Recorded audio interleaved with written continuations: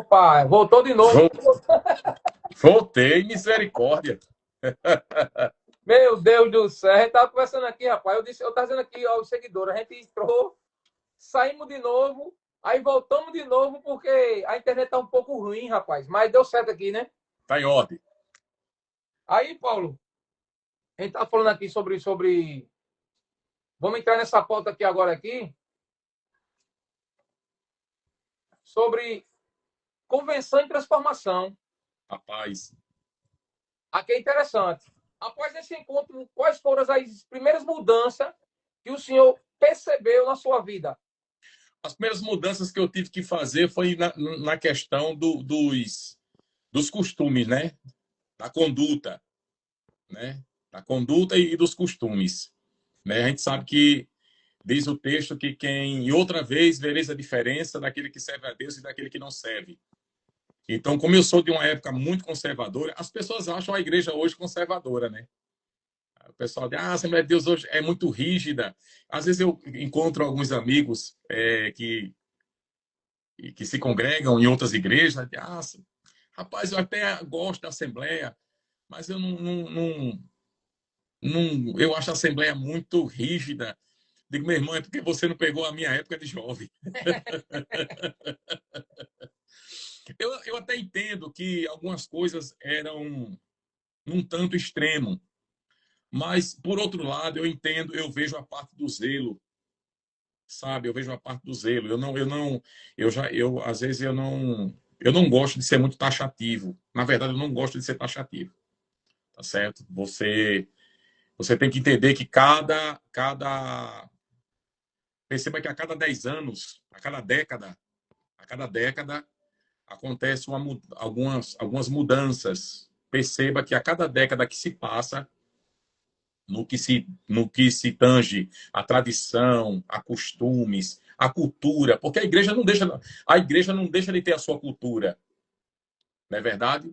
A igreja não deixa de ter os seus costumes. Algumas coisas se flexibilizam, algumas coisas deixam de existir, algumas coisas, por exemplo, sejamos francos, sejamos claros.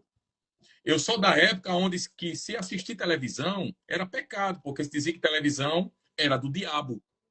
Hoje, nós temos grandes e grandes telas instaladas dentro de nossas igrejas.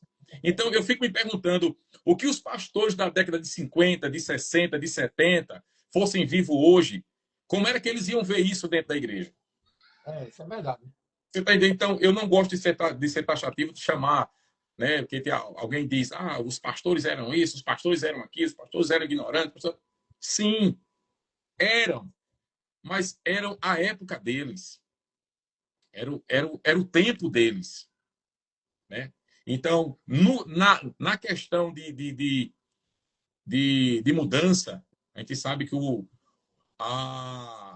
processo, por falta de conhecimento de alguém e de alguns irmãos da época, tinha que ser da água para o vinho. Na minha época era assim, tinha que ser, ó, a partir de hoje tu não faz mais isso, tu não faz mais isso, tu não faz mais isso, tu não faz mais isso. Meu irmão, foi uma enxurrada de não faz mais isso. Eu chego a tomei aquele impacto assim, sabe, de primeira mão. Eu me lembro do primeiro dia de crente, meu primeiro dia de crente. Rapaz, para mim botar a cara na rua. O psicólogo Eudes entrou com a gente aí. Pai do senhor, meu amigo Eudes, conhece Eudes, né? Rapaz, Psicólogo. acho que sim. Por nome agora deu uma mais. Entrou com a gente Acho que aí. sim. Amém, meu irmão? Pai do senhor pro senhor também, viu? Meu irmão eu, Pai do Senhor. Meu filho, Micael lá do Samaritano. É isso aí, mercado do samaritano. Meu filho, eu me lembro que quando meu primeiro dia de crente, tinha um rapaz na igreja chamado Jael. Jael era terrível. Mas terrível no bom sentido. Jael era terrível. Crentão, rapaz. Crentão, crentão. E eu estava sentado no. Sentei no terraço, aquelas casas de interior, sempre tem aquele terraço, né? Aquele meio muro, aquele muro baixinho. E eu sentei no degrau. Meu irmão, eu só tinha uma calça. Só tinha uma calça, que era a calça que eu usava para ir para as festas. E eu sentei ainda de bermuda, de camisa, na porta de casa. olhando para um lado. A conversão da gente é interessante, porque o povo, quando assim que eu aceitei Jesus como Salvador, o povo me emprestava roupa, porque eu não tinha roupa para ir para a igreja. Não, mas no meu caso não era falta de condição. No meu caso era porque eu só tinha aquela mesmo. Porque a minha roupa era camiseta regata, era bermuda, era aquele shortinho, né, que hoje a gente chama de tactel, que era para a gente jogar bola. Então eu não tinha roupa, muita roupa para sair. Eu não tinha muita calça. Né? Calça era uma vez por ano. Era bermuda, era bermudão. Calça era só no final do ano e no Natal. E uma calça que a gente pegava para surrar, né, na escola. Rapaz, eu tô sentado na porta de casa. No outro dia, quem vai subindo de bicicleta, a rua que eu morava, Jael. Jael parou a bicicleta assim na porta da minha casa, olhou para minha cara e disse: a partir de hoje, você é crente. Tome vergonha, entra para dentro, bota uma calça. Uma frechada grande. Uma flechada grande no coração. Eu digo, mas rapaz, é assim. É assim, eu digo, em ordem. Então, assim, assim, as primeiras, né, que eu tive que adaptar, assim, na minha questão da minha conversão, foi nessa que eu tive mais, assim, aquele choque, foi na questão dos usos e costumes para a época. Porém, isso não foi difícil para mim porque eu me adaptei fácil. Eu me adaptei fácil. Agora, eu tive uma dificuldade muito grande, foi na questão dos vícios. Eu tive uma dificuldade que é na questão dos vícios, né? Para um jovem de 15... O senhor só bebia ou o senhor chegou a usar droga também? Não, nunca cheguei a usar droga. Eu tinha juízo. Eu tinha juízo. Eu sabia o pai que eu tinha. Eu tinha juízo. Uma vez meu pai olhou para mim e disse assim: olha, não quero você andando com fulano, nem fulano e nem fulano. Aí eu disse: por quê, pai? Porque estão usando droga. Se eu souber que você está andando com ele, eu tiro seu couro pelas costas. Ele tá certo, acabou, pronto, acabou. Era delicado assim. Eita, meu Deus do céu. Mas eu entendo que era o zelo da época, era o zelo da época. Agora, claro. Gente, compartilha aí. Isso. Claudio, Genise, Clemilson, ADV, Samuel Santos, Nildo Santos. Vamos compartilhando aí. Paulo Brito, pregador externo, é isso mesmo. Trouxe uma palavra boa no samaritano. Daqui a pouco ela tem essa palavra pra gente. Não vai passar aqui em branco, não. Eu disse aqui, fala a palavra aí que é pra gente ir. Meu amigo Sivaldo. Meu amigo Presbítero Júnior. Pai do Senhor, meu irmão. Deus te abençoe. Clemilson, Pai do Senhor, meu querido. Deus abençoe o senhor também. Joanderson Oliveira. Qual é Joanderson? Que Deus abençoe, meu irmão. Vamos compartilhar, gente. Ô, Paulo, me diz uma coisa. Nessa parte da convenção.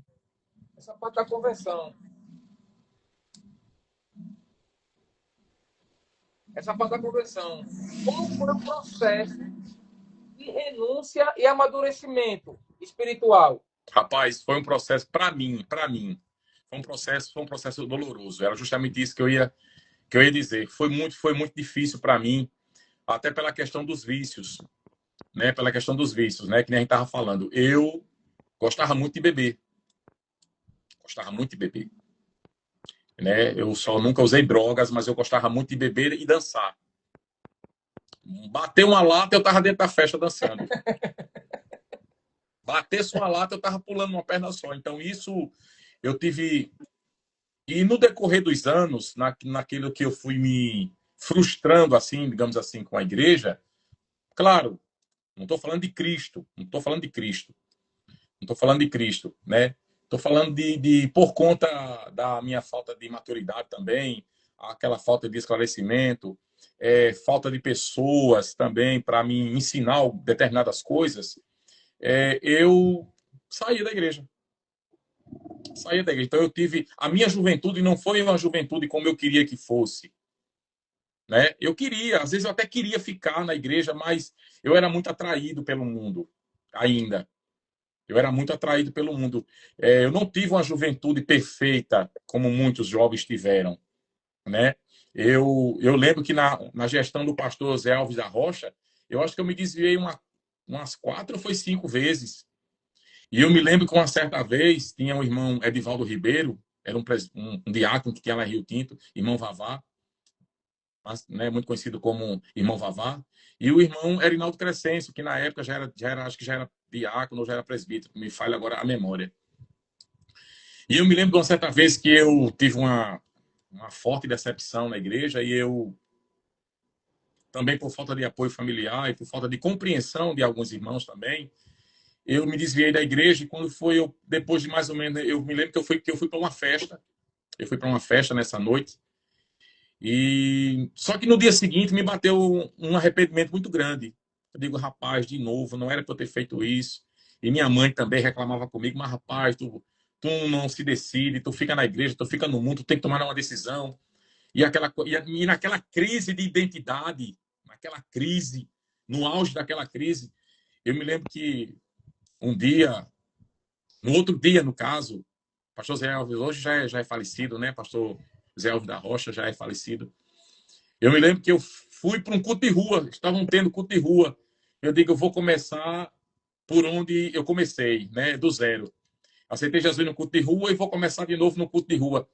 E eu me lembro que quando eu cheguei, estava uma parte escura, e na hora do apelo eu levantei as minhas duas mãos querendo voltar para Jesus. E quando o pastor Zé Alves da Rocha não estava me enxergando bem, e disse, venha, jovem, para frente. Quando eu cheguei na frente, que a luz clareou o meu rosto, que ele viu que era eu vi no semblante dele a decepção. Quando ele olhou para ele, ele fez, você de novo? Entendi. Porque aquilo me doeu muito, aquilo ali. Me doeu muito. Eu me lembro que quando terminou o culto, eu olhei para a cara do hoje pastor Erinaldo. Aí eu disse, rapaz, a igreja não tem espaço para mim mais não. Olha o que o pastor disse comigo. Ao invés de ele me receber com amor, com carinho, ele disse, você de novo. Quer dizer que se não tivesse.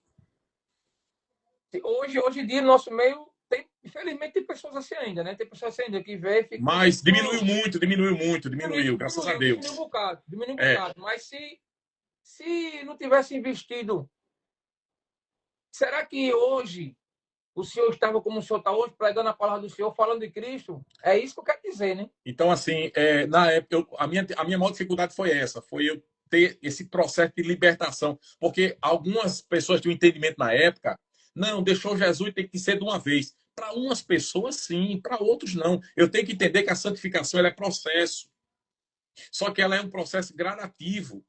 Ela é um processo gradativo. A santificação, né, é um processo gradativo.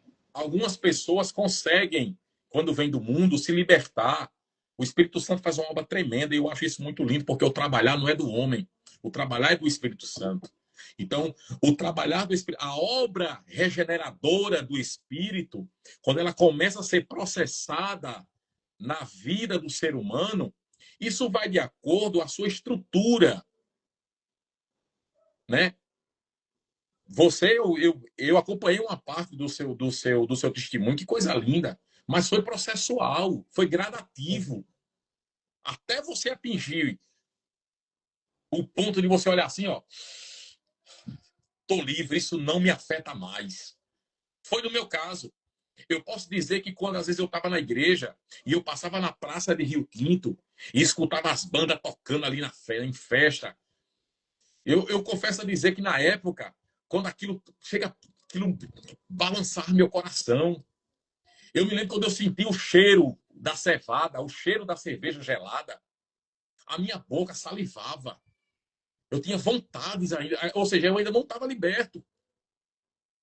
Eu ainda não estava liberto. Eu vim entender o que era a obra da regeneração e da santificação, o poder que ela tem.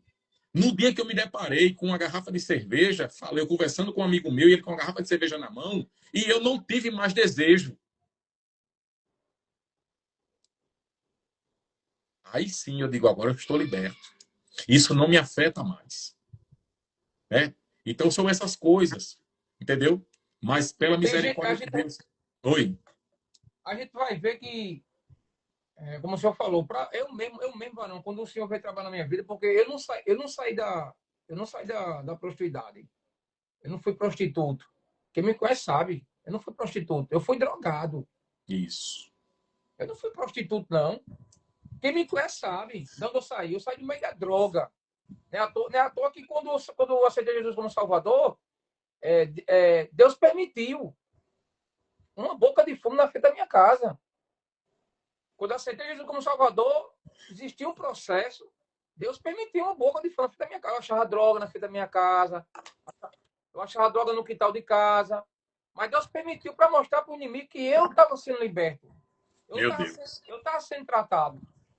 A gente vê hoje, muitos, eu vejo, fico triste. Eu estava passando no carro hoje, um menino, ele congregava aqui na igreja aqui de baixo aqui, ele está afastado, Paulo. Uma garrafa de cachaça na mão, meu irmão. Fiquei com uma triste com aquilo ali. Passou por mim no carro, olhei pela assim, digo, mas rapaz, esse menino vivia na igreja, na mocidade, com uma garrafa de cachaça bebendo. Então, assim, é um processo. Tem gente que Deus, ele trabalha num processo para tirar, regenerar todo aquilo ali, tirar aquilo ali. Eu mesmo, aceitei Jesus no Salvador, a bebida eu parei ligeiro, mas a droga foi processo. Eu ia para a igreja, terminava o culto, eu vinha para casa para usar. Então, meu irmão, poucas pessoas têm a hombridade de assumir uma coisa dessa. Porque muitas pessoas vivem numa máscara de santidade, vivem debaixo de uma máscara de santidade. Tem gente que fala de bebida, de droga, que nunca usou na vida, meu irmão. Aí de beber, você que está bebida, você que está na droga, nunca usou, não sabe o que é o processo. Existe um processo nisso aí. Quando eu aceitei Jesus como Salvador, aí eu aceitava. O irmão aqui também, Sivaldo, colocou, era assim também. É uma realidade hoje. É uma realidade hoje.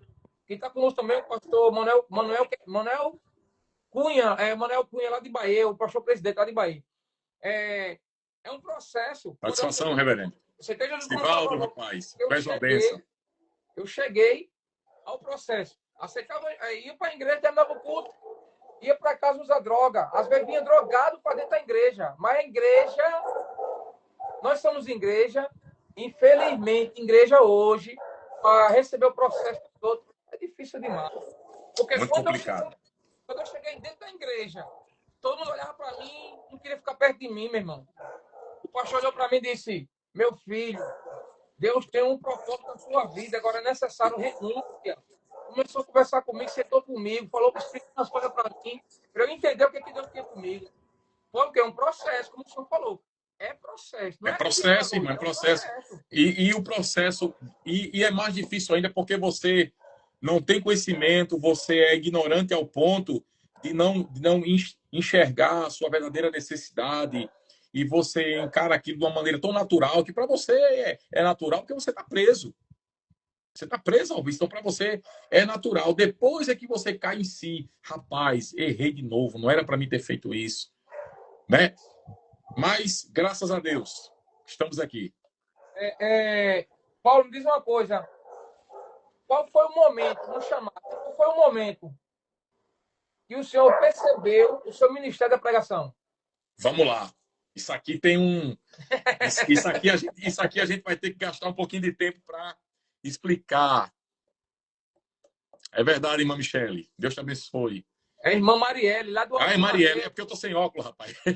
Irmã Marielle, ela congrega com o pastor Vamberto, do Alto 1. Pai do senhor, Marielle, amiga da minha esposa. Rapaz. Mas eu já estive lá no Alto 1, na época do meu pastor evangelista, o Carequinha, rapaz. Isso, é Leonardo, pastor Leonardo. Isso, pai Leonardo, eu tive lá, já faz muito tempo. O que Marielle falou aqui é verdade. Quando Deus tem negócio, Deus tira de onde a pessoa está e coloca em lugares de príncipe. Eu falo que essa live aqui, gente, é para falar do amor de Cristo. Isso. Vamos lá. Posso começar? Pode sim. Meus irmãos, quem me conhece sabe, por incrível que pareça, meu irmão, eu comecei a minha trajetória cantando. Cantando. Eu não sou um grande cantor, claro. Eu aprendi a cantar. Eu não tenho técnica vocal, eu nunca fiz aula de canto. Eu não tenho técnica vocal.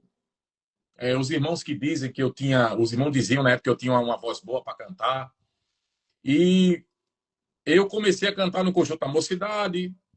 Mas Rio Tinto, como era...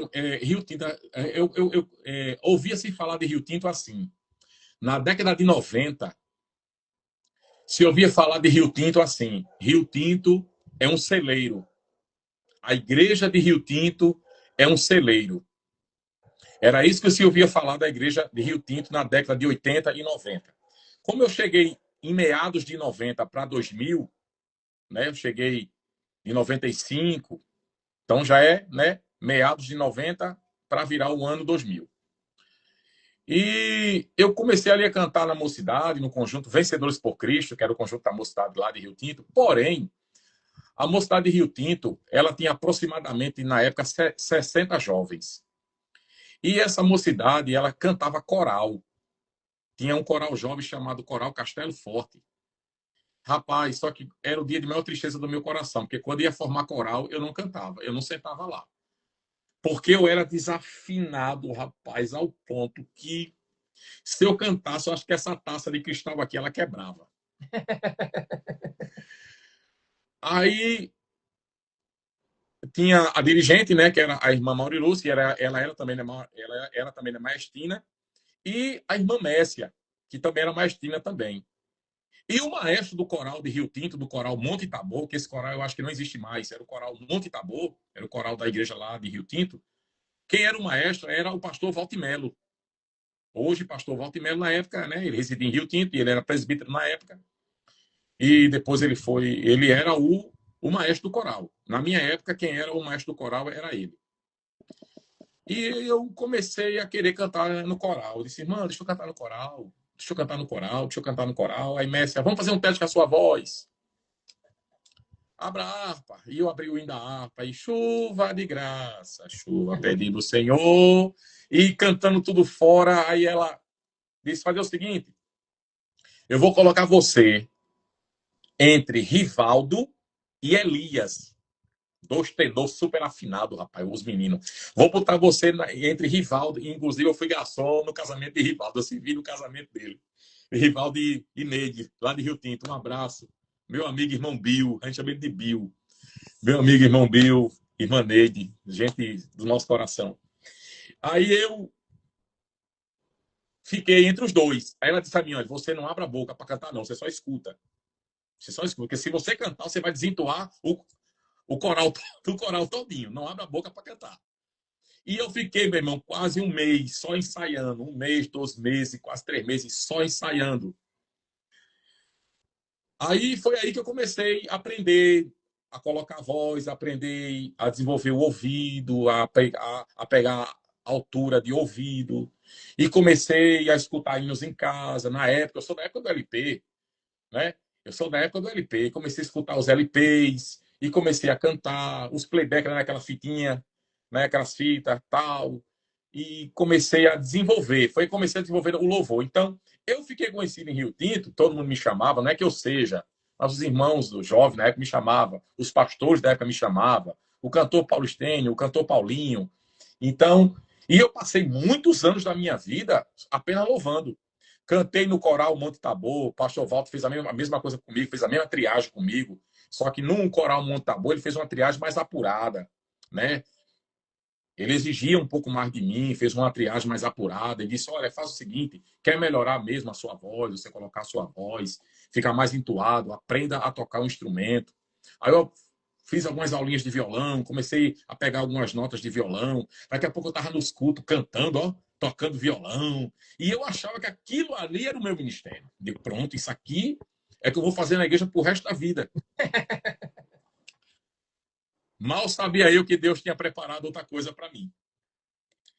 E, assim, me perdoe, quero que os irmãos que estão nos ouvindo hoje entendam, não é soberba minha, não é nada disso. Eu estou apenas reproduzindo o que as pessoas dizem comigo e ainda hoje falam. Eu encontrava pessoas que diziam assim, rapaz, tu tem a voz tão bonita, tu é radialista, tu faz programa de rádio, tu faz locução. Eu digo, não faço nada disso, isso aqui, não, minha voz é assim mesmo. Não, esse negócio de rádio não é comigo, não. Rapaz, tu tem uma voz muito boa, tal. Por que tu não grava? Digo, não, esse negócio de gravar não é comigo, não. Eu apenas canto para Jesus e pronto, e acabou. No ano de 2000, que nem eu falei para você, eu morava aqui e eu congregava na congregação do Jardim Veneza. E depois, no ano de 2002, eu voltei para Rio Tinto, porque eu fiquei desempregado, e fui para São Paulo. Fui morar na cidade de Limeira, em São Paulo, onde eu tinha alguns irmãos por parte de pai que morava lá.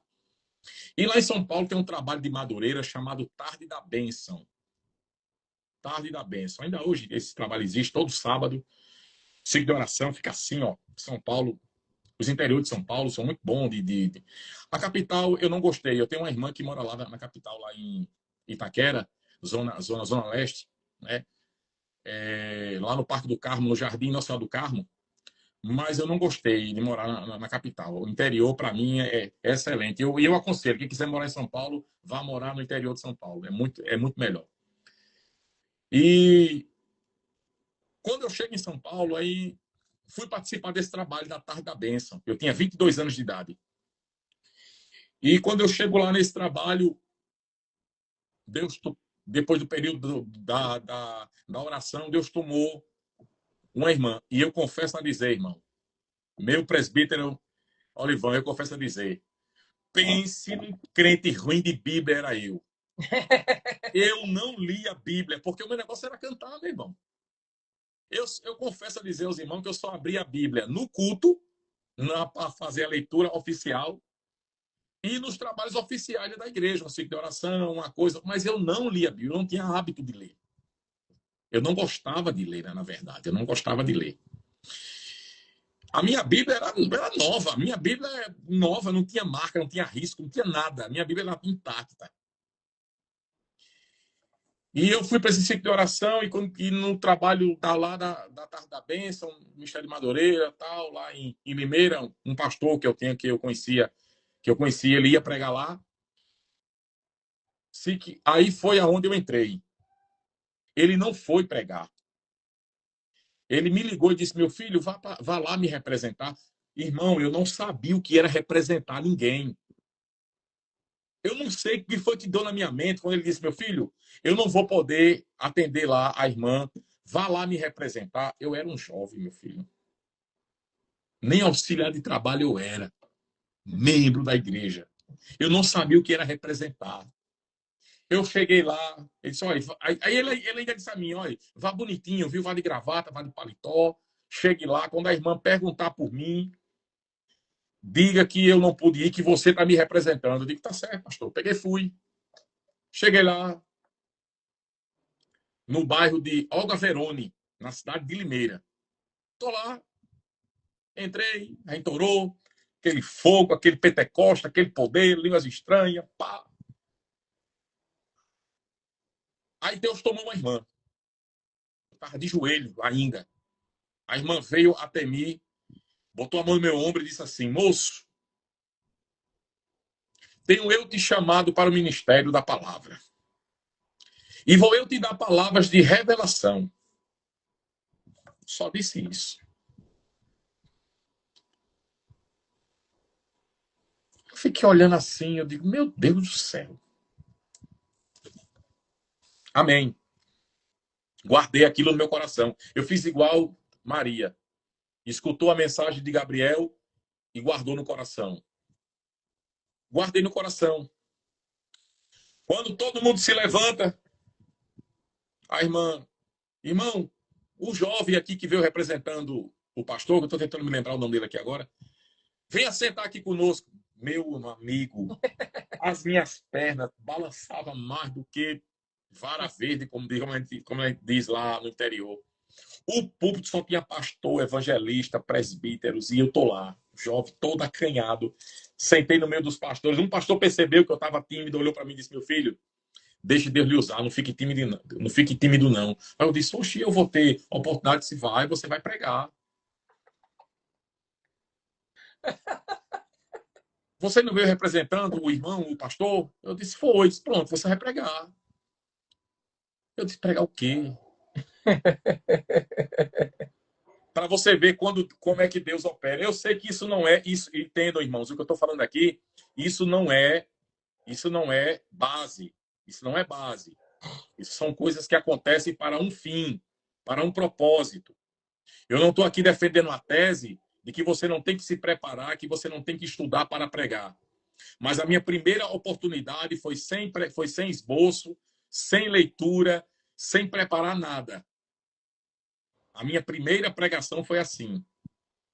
Eu disse, Senhor, tenha misericórdia de mim. Quando a irmã me facultou a oportunidade, a irmã disse, o senhor fique à vontade, o senhor tem 1 hora para pregar. Eita, meu amigo. Irmãos, eu me lembro que a minha primeira pregação foi no Salmo 46. Quando eu abri a Bíblia, irmão, olha, irmão, isso não é regra. Eu estou dizendo aqui, isso não é regra. Mas eu entendo que aquilo foi para um fim, foi um propósito de Deus e foi uma finalidade, tá certo? E foi uma providência de Deus ali na minha vida. Quando eu abri a Bíblia no Salmo 46, irmão, parece que abriu um esboço espiritual na minha frente. Quando eu li o texto, Deus é o nosso refúgio e fortaleza, socorro bem presente na hora da angústia. Pronto. Aí eu comecei. Irmão, eu parecia um pregador de multidão. Não me pergunte como foi que eu preguei. Deus me tomou, Deus me encheu, Deus renovou a igreja e foi uma bênção o trabalho. Pronto.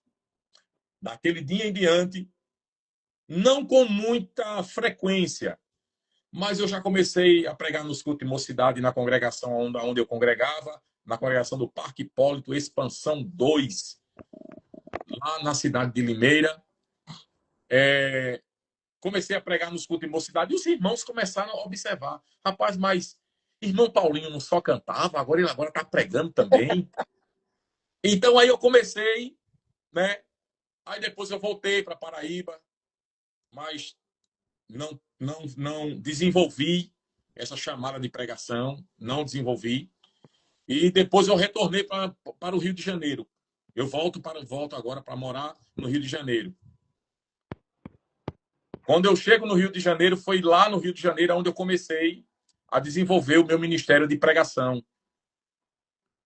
Foi lá no Rio de Janeiro que eu comecei a desenvolver o meu ministério de pregação. Quando eu volto para Paraíba no ano de 2016, aí sim, quando eu voltei para Paraíba, foi onde eu entendi que realmente era a hora de cumprir o que Deus tinha, né, revelado a mim, o que Ele tinha confiado a mim. Foi aí que eu comecei a ler mais a Bíblia.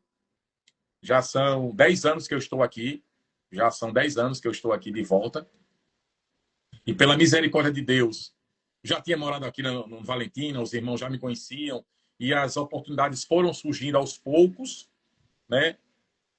E hoje eu posso dizer que na capital hoje, graças a Deus eu não sou famoso, mas eu sou conhecido dos irmãos, né? Sou conhecido dos irmãos.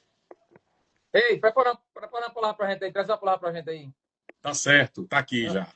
Já pode? Sim, fica à Já vontade, pode. deixa Deus te usar. Me dê licença aqui, deixa eu colocar o óculos, porque senão eu não enxergo as letras. Não vou, eu prometo que eu vou ser muito sucinto. Olha aí, Natal, Rio Grande do Norte acompanha. Meu Deus, foi bater em Natal. Jesus, Natal é terra dos homens estudiosos, poliglotas. Mandar um Natal, Rio Grande abraço do aqui para o Norte, presbítero Carina. Celso. Deus abençoe, Carina, do Rio Grande do Norte. Quem está entrando com a gente ao vivo aí agora aí, compartilha. A gente vai entrar no momento da palavra agora. Fica aí e fica ouvindo até o final a palavra do Senhor, em nome de Jesus. Fica à vontade. Não sei se tá muito barulho aí, porque tá passando um carro aqui agora. Não, não tá não. Pronto. Meus irmãos, a paz do Senhor Jesus, vosso irmão em Cristo, irmão Paulo Estênio, aqueles que puderem nos acompanhar, vamos trazer uma palavra aqui no livro do Evangelho segundo escreveu São Lucas. São Lucas, como é uma live evangelística, essa palavra ficou me martelando, né, aqui ao coração. E eu quero falar da parábola do filho pródigo. Lucas, capítulo de número 15, versículo de número 11. Quero ler aqui alguns textos, alguns versículos para nós nesta noite. Eu acredito que você deve ter algum amigo aí que não é crente, que não conhece o Evangelho. Acredito que você deve ter aí amigos de trabalho, amigo de escola, amigo de faculdades que não conhece o Evangelho, ou aquele que já conhece o Evangelho, mas está afastado da casa do Pai, está afastado da casa do Senhor, esse é o momento de você compartilhar essa live com ele, dizer, olha, acompanha ao vivo aí, porque Deus tem uma palavra para o teu coração. Como bem o nosso presbítero Olivan afirmou e reafirmou com muita veracidade aqui, o objetivo dessa live é trazer edificação espiritual, trazer os testemunhos para a qual as pessoas conheçam Cristo através do nosso testemunho de vida e também através da palavra de Deus. Amém? Então, não perde tempo não, compartilhe essa live. Talvez você não possa ficar até o final, mas tem pessoas que podem ficar até o final e precisam ouvir a palavra de Deus. Em nome de Jesus, compartilha aí, gente. Tem gente que precisa ouvir essa live aí, e a palavra do Senhor vai sair agora. Vocês compartilham para que venha ser glorificado o nome do Senhor Jesus. Lucas capítulo 15, versículo 11, diz assim: um certo homem tinha 2 filhos, e o mais moço deles disse ao pai, pai, dá-me a parte da fazenda que me pertence, e ele repartiu por eles a fazenda. E poucos dias depois, o filho mais novo, ajuntando tudo, partiu para uma terra longínqua e ali desperdiçou sua fazenda, vivendo dissolutamente. Amém, irmãos? Meu amado irmão, amigos da live, salvos em Cristo Jesus, me permita que isso aqui para mim hoje é um púlpito. Como dizia o grande pregador John Wesley, meu púlpito é o mundo. Meu púlpito é o mundo. E a igreja é os céus. Então, onde estiver uns céus, estiver um povo debaixo dele, é a igreja que nós devemos pregar. Então, aqui hoje é o meu púlpito. Vou me comportar como se eu estivesse dentro da igreja. Eu não sei pregar diferente. Tem alguns pregadores que são ecléticos e são adaptáveis, mas eu não consigo pregar de outra maneira. Eu só consigo pregar como se eu estivesse em cima de um púlpito. Então, aguça aí o seu ouvido, que lá vai a palavra de Deus. Nesta noite eu quero pregar subordinado a 4 erros do filho pródigo e 3 fases da vida do filho pródigo. Todos conhecem a história do filho pródigo. Os textos, outrora que lemos, nós vamos ver que ele despertou muito rápido para tomar posse da sua herança. E toda herança precipitada, fora de tempo, gera desperdício. Nada que chega às nossas mãos de maneira precipitada, fora do tempo, sem a maturidade adequada, para que haja a administração daquela bênção, gera desperdício. Foi isso que aconteceu na vida deste moço. 4 erros na vida do filho pródigo. O primeiro, qual foi o primeiro erro dele? Foi o falso conceito de liberdade. A herança recebida agora da parte do pai deu àquele jovem, meu presbítero Olivan, o falso conceito de liberdade. Porque o ambiente do pai agora se tornou pesado e se tornou enfadonho. Perceba que quando ele toma a decisão de sair de casa, é porque dentro de casa ele achava que não lhe cabia mais. E muitos crentes se sentem assim dentro da igreja. Ele olha para o ambiente e para ele aquele ambiente é estranho. As palavras do pai não afagam mais o seu coração. Os conselhos do pai não entram mais. Ele se acha tão maduro, se acha tão independente agora, ao ponto que ele acha que não precisa mais do pai. Então o ambiente se torna pesado e o ambiente se torna enfadonho. Então tudo que é enfadonho gera pesar, gera tristeza. Então aqui nós entendemos que para o filho pródigo, a casa do pai agora não gera mais satisfação. Esse é o primeiro erro. O segundo foi o falso conceito de direito. Ele achava que já tinha direito à sua herança. Perceba que ele nós sabemos que a herança ela só pode ser repartida com a morte do pai. E outra coisa, a herança ela só tinha que ser primeiro dividida para o filho primogênito, que assim era o costume da época. O filho primogênito recebia logo a parte da sua herança, que era a maior parte, e ele ficava com a maior parte dos bens, e o que sobrava se dividiam para os demais filhos. Como no caso aqui, o filho mais novo teve uma atitude precipitada, querendo logo tomar posse, mas ele não tinha direito ainda a tomar posse da sua herança. E aqui eu abro um parêntese para fazer a aplicação da misericórdia e da longanimidade de Deus. Tem coisas que não é tempo de receber, mas por misericórdia e longanimidade Deus entrega. Então agora o filho pródigo está de posse da sua herança, mas o pródigo ele quis receber a sua herança antes do tempo, não era tempo. Ele não tinha direito ainda de receber, mas ele precipitou-se, forçou, insistiu, e o pai, por misericórdia e longanimidade, entregou a sua herança. O segundo, aliás, o terceiro, foi o falso conceito de riquezas. Meu irmão, nós entendemos e sabemos que tudo que se gasta de maneira demasiada se acaba. Foi isso que aconteceu na vida do filho pródigo também. O pródigo, ele queria manter amizades. Era um jovem. E jovem gosta de ter muitos amigos. Jovem gosta de ter popularidade. Só que toda popularidade tem um preço. Glória a Deus. Eu não sei se você está me ouvindo aqui nesta noite. Toda popularidade tem um preço. E cuidado com quem você, qual é o motivo dessa popularidade. Tá certo? Só que o jovem, ele quis manter esses amigos de maneira errada, de maneira equivocada. Porque a amizade, ela não se compra. A amizade não se compra com dinheiro, não se compra com ouro, não se compra com prata. A amizade não tem preço, a amizade tem valor.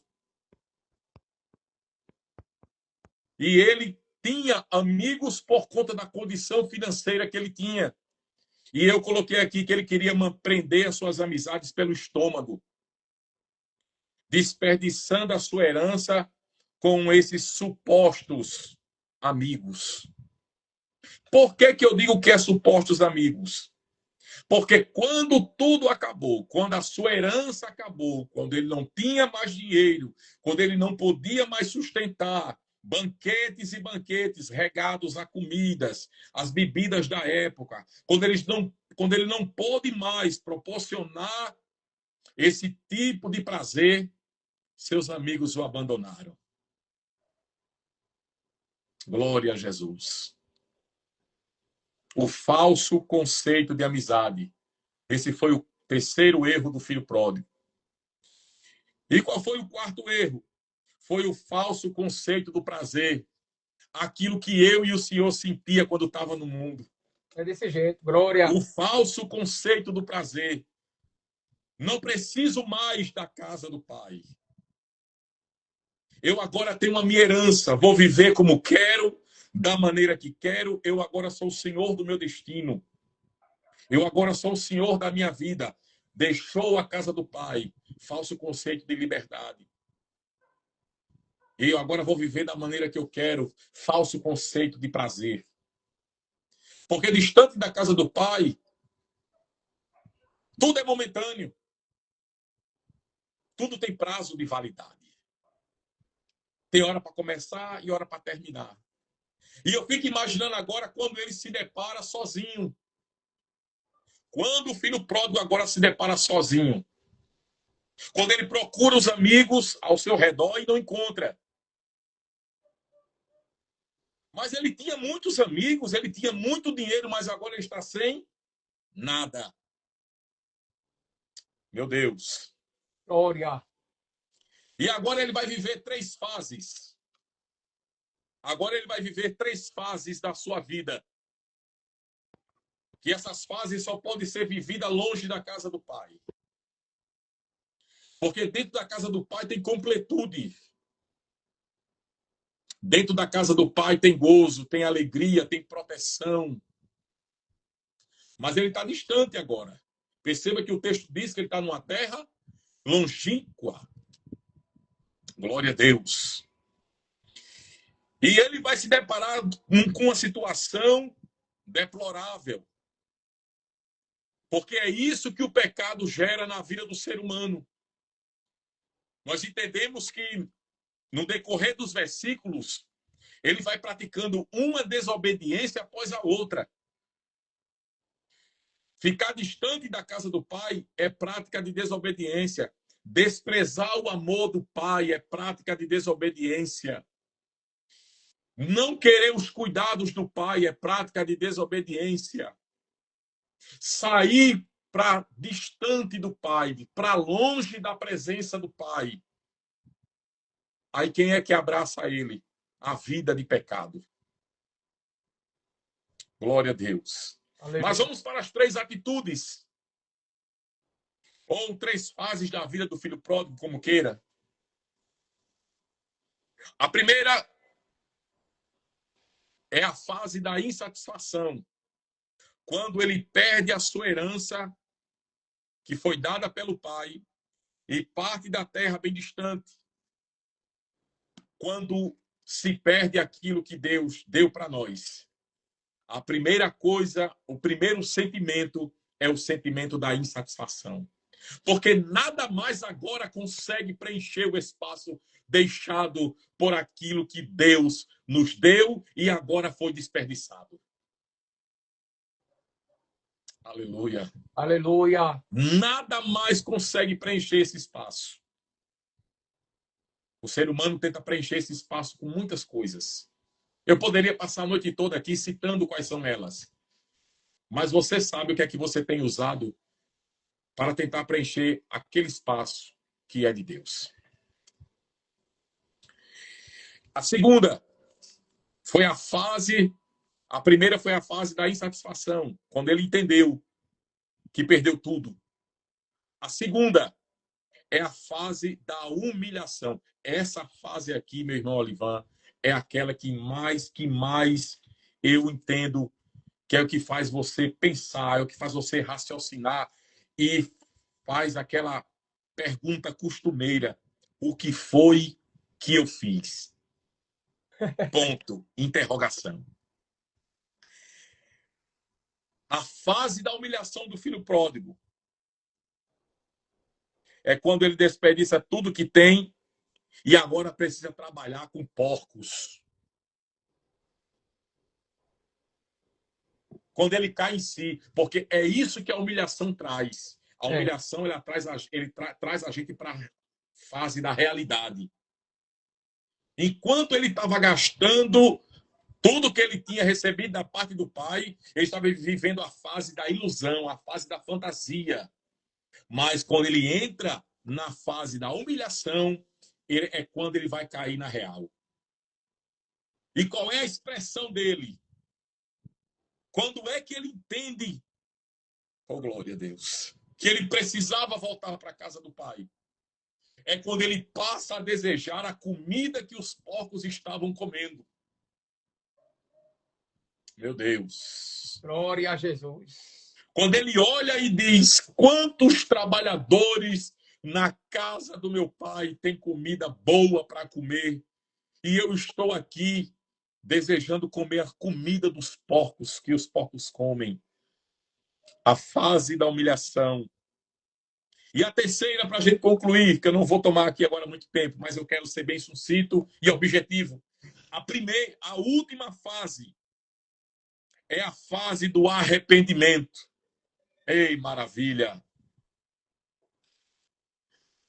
A fase do arrependimento é quando ele diz: irei levantar-me-ei, irei ter com meu pai. E direi ao meu pai: pai, não sou digno de ser chamado filho teu. Me recebe como um dos teus jornaleiros. como um dos teus trabalhadores. Glória a Deus. E a Bíblia diz que ele agora retorna, mas tem uma parte aqui que eu acho muito interessante. Glória. Que eu só consigo entender como a longanimidade e a misericórdia divina. Eu não posso dizer aquilo que a Bíblia não diz, mas eu conjecturo na minha mente, baseado nessa passagem, que o pai ficava sentado na porta todos os dias olhando para o caminho, por aquele caminho que ele viu o seu filho de costas indo embora. E agora o filho toma a decisão de voltar para casa. E a Bíblia nos diz que quando o pai olha para aquele caminho e vê o seu filho regresso, aleluia. A Bíblia não diz que foi o filho que correu, a Bíblia diz que foi o pai que correu ao seu encontro. Aleluia. Nesta noite eu quero dizer para você que está me ouvindo, o pai está indo ao teu encontro. Glória a Deus. O Pai está indo ao teu encontro. O Pai está indo ao teu encontro. Eu não sei qual é a condição que você está no caminho. Se você está indo ou se você está abandonando ou querendo abandonar a casa do Pai ou se você está voltando depois de ter passado pela humilhação, pelo sofrimento, pelo detrimento. Mas eu sei que se você tomar a decisão de voltar, o Pai está indo ao teu encontro. Glória a Deus. Aleluia. Glória a Deus. E qual foi a decisão que o pai tomou? Meu Deus. A Bíblia diz que aquele que confessa e deixa alcança misericórdia. Isso aqui é um texto que tem sido esquecido por muitos. Pecado confessado, pecado abandonado, digno de misericórdia. Poucas pessoas, Jesus disse, aprendei o que é misericórdia quero e não sacrifício. O contexto que nós vivemos hoje, meu presbítero Olivan, temos muitas pessoas apenas preocupadas com sacrifício, mas não entenderam ainda o que é misericórdia quero. Só sabe o que é misericórdia quem um dia precisou dela. Eu não estou falando apenas da misericórdia divina, eu estou falando da misericórdia humana. O homem também tem que ter misericórdia. Glória a Deus. Aleluia. Me fez lembrar a expressão de Mefibosete, quando Mefibosete chegou diante de Davi. Glória a Deus. E qual foi a expressão de Davi? Quando Davi procurou pela casa de Jonatas, Davi disse: ainda há alguém da casa de Saul. Quando Davi se lembrou da aliança que tinha feito com Jonatas. Ainda há alguém da casa de Saul para que use de beneficência de Deus. Quantos coxos tem dentro da igreja precisando de beneficência de Deus? Quantos estão na condição espiritual? Eu estou falando na condição espiritual, não é na condição física. Quantos estão na condição espiritual de Mefibosete, coxo dos pés, precisando apenas que alguém use de beneficência de Deus para com ele, para que ele possa uma vez mais ter acesso à mesa? Aleluia. Glória a Deus. Aleluia. Quantos estão distantes da mesa porque ninguém ainda usou da beneficência de Cristo para com ele? Mas estão distantes, estão longe, porque querem ter acesso à mesa, mas alguém está dizendo: você não é mais digno, você não merece, você não tem mais parte conosco. E eu fico me perguntando que tipo de evangelho é esse que estão pregando por aí. É desse jeito mesmo. Aleluia. Mas quando o pai encontra o filho, A primeira coisa que o pai diz é: comamos e alegremos, porque este filho estava morto e reviveu, estava perdido e foi achado. Glória a Glória a Deus. Deus. Eu vou finalizar, irmão Elivan, dizendo que o pai vai tomar algumas atitudes que vai chocar, vai causar impacto. A primeira atitude que o pai faz é colocar um anel no seu dedo. Isso aqui me intriga, porque o pai já tinha dado a herança a ele. Ele já tinha recebido a sua herança. Não tinha mais herança para repartir. Glória a Deus. Ele não tinha mais nada para receber. Porque ele já tinha recebido a sua herança. Você se lembra de Jacó e Esaú? Quando Jacó recebeu a herança da primogenitura, alguém disse que Jacó roubou. Não. Jacó não roubou a primogenitura de Esaú. Esaú que desprezou a sua primogenitura. Esaú trocou a sua primogenitura por um prato de lentilha. E Esaú ainda se achava digno de receber a bênção da primogenitura. Mas alguém se esquece que Jacó tinha comprado a primogenitura por um prato de lentilha. Esaú diz com suas próprias palavras: para que me serve a primogenitura se eu estou prestes a morrer? E Jacó pega o prato de lentilha e dá para ele. Comprou a primogenitura por um prato de lentilha. Esaú que não valorizou a sua primogenitura. Ah, mas e os meus operantes que Jacó usou? Está o encargo da mãe de Raquel. Perceba que não foi vontade dele. Não estou aqui fazendo apologia a defender Jacó, mas é o texto bíblico que diz que a mãe dele toma a responsabilidade para si, diz: deixa comigo, é comigo, recaia sobre mim, vai lá, coloca os pelos de bode aí por cima dos braços, no teus peitos, e vai e recebe a bênção, e vai-te embora. E quando Esaú voltou, perceba que a Bíblia diz que Esaú chorou amargamente, porque não tinha mais bênção para receber. Olha o caso do filho pródigo. Ele não tinha mais bênção para receber, porque ele já tinha gastado tudo que tinha. Mas o que é que a Bíblia diz? Que o pai pega o anel e coloca novamente no seu dedo, como símbolo da herança. Glória. Glória a Deus. Aleluia. Glória. No coração do pai, o pai estava dizendo: você é digno da herança. Aleluia. Mesmo que o filho mais velho disse: pai, eu nunca saí de perto do senhor. O senhor nunca me deu nem um cabrito para eu festejar com os meus amigos. Mas esse filho, olha só, irmão, esse teu filho, perceba que ele não diz nem meu irmão. Ele diz: esse teu filho. Está no texto. Eu não estou falando nada que não está no texto. Está no texto. Ele não chama esse meu irmão. Ele diz: esse teu filho. Esse teu filho gastou tudo que tinha. E qual é a resposta do pai? Filho, tu sempre estás comigo. Traduzindo em miúdos: meu filho, tenha misericórdia. Você sempre está perto de mim. Você desfruta de tudo. Você tem tudo nas suas mãos. Mas tenha misericórdia de quem se afastou. Receba novamente de braços abertos quem um dia foi embora.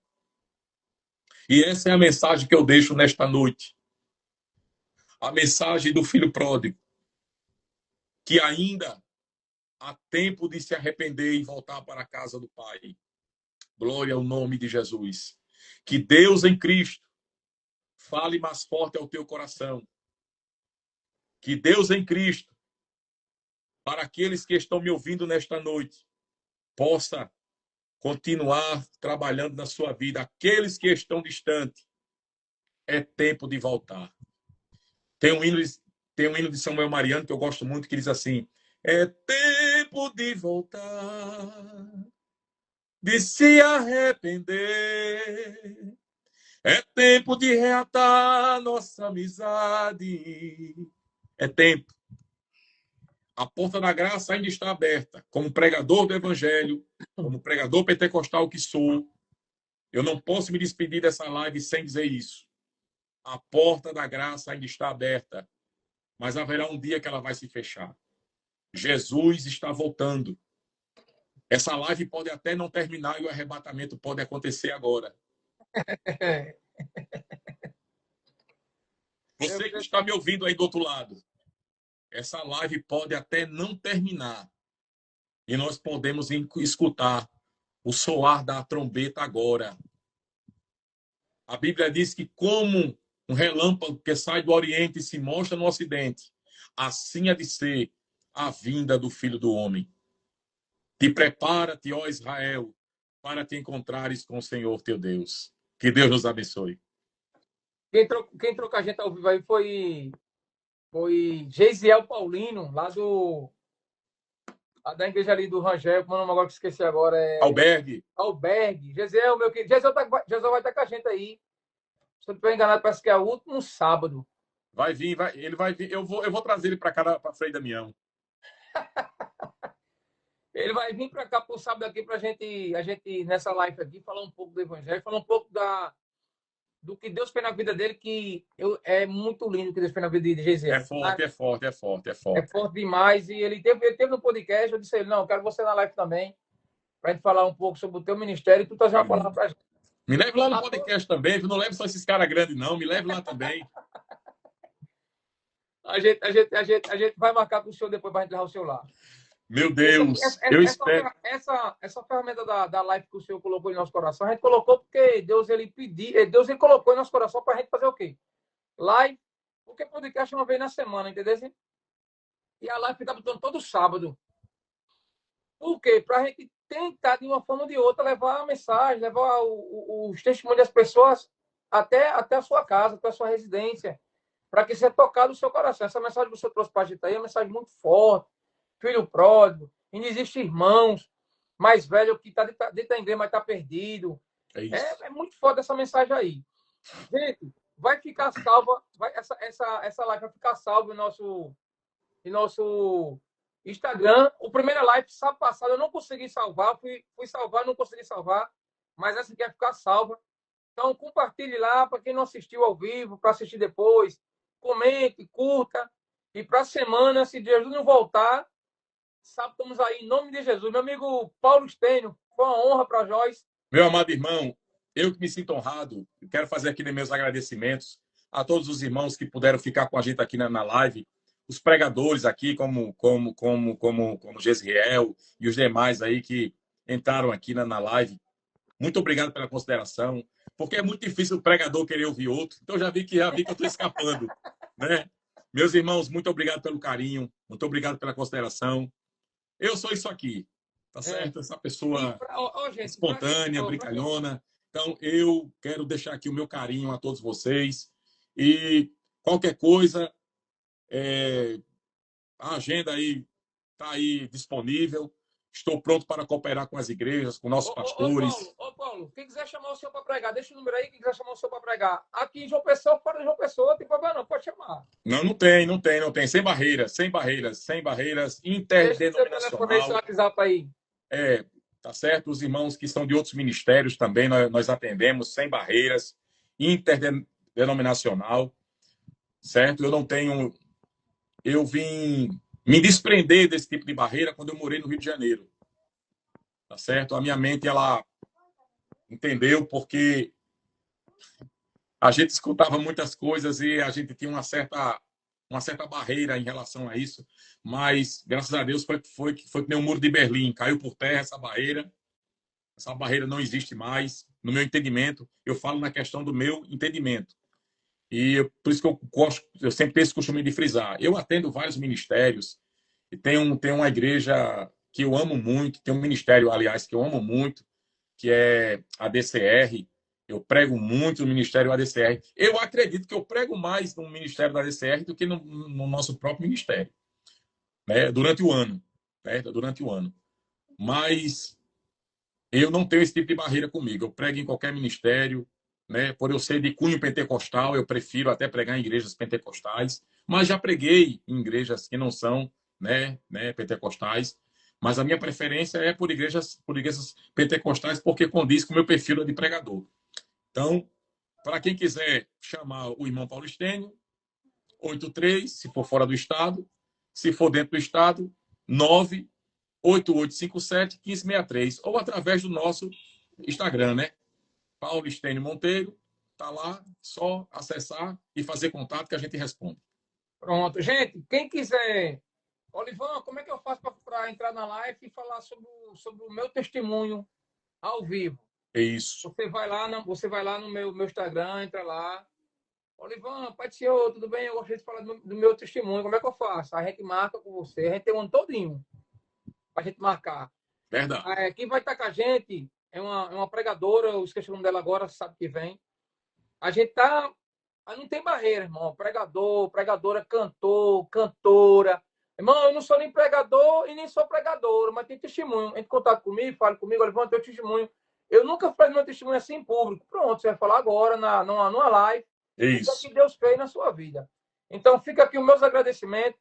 Primeiramente a Deus. Louvamos pela vida do Senhor e está se disponibilizando aqui para nos ajudar nessa live. Que Deus lhe abençoe. E, repito, vai estar salvo em nosso Instagram. Em nome de Jesus. Depois faz aquele recorte aqui da live, pega aquelas partes mais importantes, né? E solta aí pra gente aí no Instagram. Não, sim, senhor. Quando a gente fizer os cortes aqui, já bota aqui, já marca o senhor já para o senhor aceitar aí. Pai do Senhor, Deus abençoe a todos. Em nome de Pai do Jesus. Senhor, queridos. Deus abençoe a todos.